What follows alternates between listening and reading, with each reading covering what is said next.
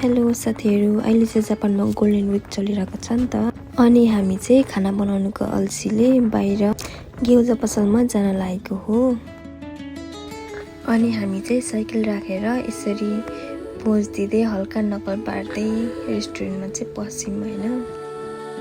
अनि हामीले चाहिँ अर्डरमा रामेन, रेमन सावा, गेउजा र तिलको लड्डु मगायौँ। अनि गेउजामा खानको लागि तेल सस चाहिँ यसरी घुल्नुपर्छ नि त। अनि हामीले चाहिँ सस बनाउँदा बनाउँदै रामेन पनि आएछ र रामेन पनि खान लागे म चाहिँ। प्रायः जसो हामी गेउजा पसल जाँदाखेरि चाहिँ म चाहिँ जहिले यो रामेन चाहिँ खाएकै हुन्छु है। मलाई चाहिँ यो रामेन एकदम मिठो लाग्छ। अनि रेमन सावा है,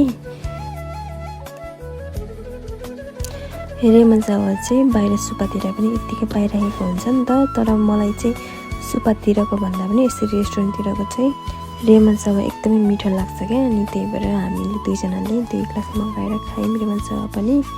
अनि गेउजा पनि एकदमै मिठो थियो।